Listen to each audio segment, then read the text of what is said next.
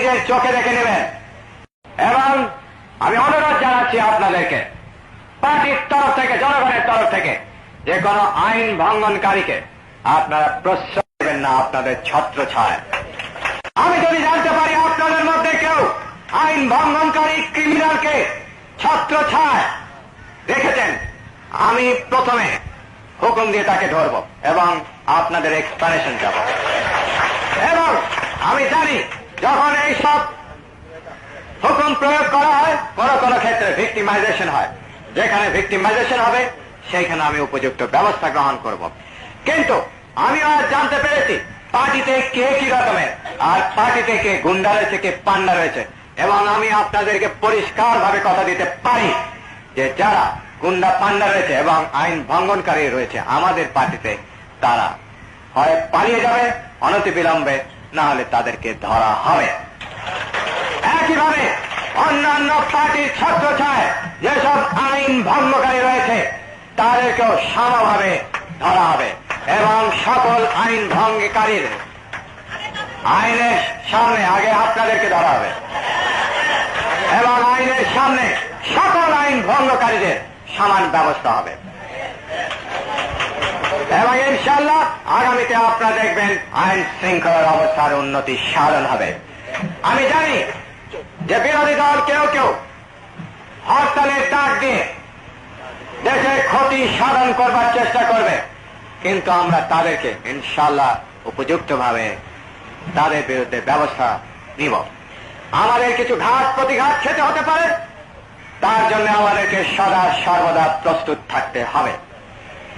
এখন আসলো দ্রব্য মূল্য,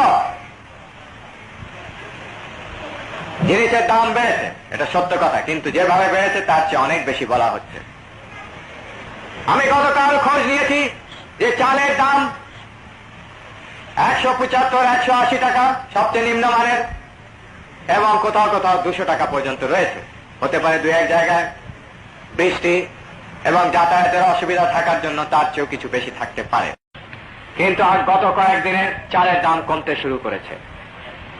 আমাদের স্টকে যথেষ্ট চাল রয়েছে, গম রয়েছে, ধান রয়েছে, এর পরিমাণ হবে 12.5 লক্ষ টনেরও ঊর্ধ্বে। যেসব খাদ্য শস্যে আমরা ক্ষতিগ্রস্ত হয়েছি বৃষ্টির ফলে, অতিবৃষ্টির ফলে, সেগুলি যথেষ্ট পরিমাণে আমদানি করা হচ্ছে। এবং দ্রব্য মূল্যের ক্ষেত্রে আমরা অন্যান্য বিভিন্ন পদক্ষেপ নিচ্ছি এবং আমি সিক্রেসির জন্য আপনাদের সামনে এগুলি বলতে পারি না। তবে আপনারা আগামী দিনে দেখবেন ইনশাআল্লাহ দ্রব্য মূল্য যেভাবে থাকা উচিত সেভাবেই আবার ফিরে চলে আসবে। এছাড়া রোজার সময় আসছে, আমরা উপযুক্ত ব্যবস্থা গ্রহণ করছি। কিন্তু একই সাথে মনে রাখবেন যে আন্তর্জাতিক ক্ষেত্রে, আন্তর্জাতিক অর্থনৈতিক ক্ষেত্রে পদে পদে জিনিসপত্রের দাম বেড়ে যাচ্ছে। যতদিন না আমরা যথেষ্ট পরিমাণে খাদ্যদ্রব্য এবং কলে কারখানায় দ্রব্য সামগ্রী উৎপাদন বিপুলভাবে বৃদ্ধি করতে না পারব, দ্রব্য মূল্য ধীরে ধীরে ঊর্ধ্বগতির দিকেই চলবে। কিন্তু আমরা উপযুক্ত ব্যবস্থা নেবার প্রচেষ্টা চালাচ্ছি।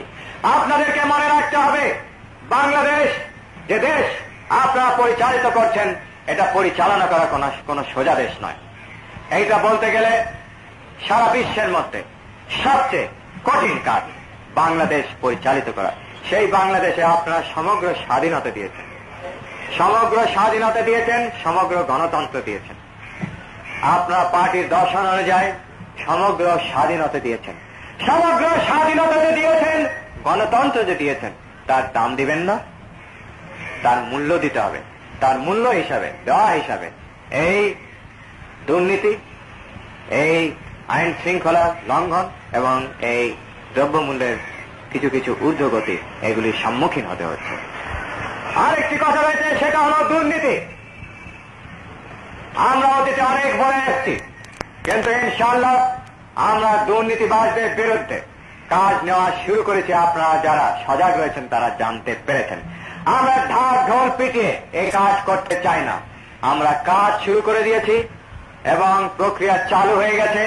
ইতিমধ্যে অনেকে যারা দুর্নীতি করেছেন তারা আইনের জালে ফেসে যেতে শুরু করেছেন। আমাদের মধ্যেও যদি কেউ থাকে, আমি তাকে প্রথমে সেই জালে ফেলব। আমরা যদি এত বড় বড় কথা এত নীতিভিত্তিক কথা বলি, আমরা যদি সেই জালে ফেসে যাই তার মতো বড় দুঃখের কথা আর থাকবে না। তাই আমি আশা করব যে আপনারা কেউ এই জালের মধ্যে পড়বেন না। আমরা পার্টিতে যারা দুর্নীতি করেছেন, যাদের দুর্নীতির জন্য বদনাম রয়েছে বিভিন্নভাবে পার্টির মধ্যে, আমরা তাদের বিরুদ্ধে পদক্ষেপ গ্রহণ করছি এবং অনতিবিলম্বে সে সম্বন্ধে আপনারা জানতে পারবেন। একদিকে সরকারি প্রশাসনে যারা দুর্নীতি করছেন তাদের বিরুদ্ধে অবশ্যই আমরা ব্যবস্থা গ্রহণ করছি, কাজ শুরু হয়ে গেছে। কিন্তু অন্যদিকে যারা আমাদের মধ্যে পার্টিতে থেকে এইসব কাজ খুবই দক্ষতার সাথে পরিচালিত করছেন তাদেরকেও এই জালের মধ্যে ফাঁসাতে হবে এবং তাদের বিরুদ্ধে আমাদেরকে উপযুক্ত ব্যবস্থা গ্রহণ করতে হবে। আপনারা অনেকে হাসলেন, ভাবলেন হয়তো আমি আগের মতোই কথা বলছি। আমরা বলছি না, আগে বলেছি এবং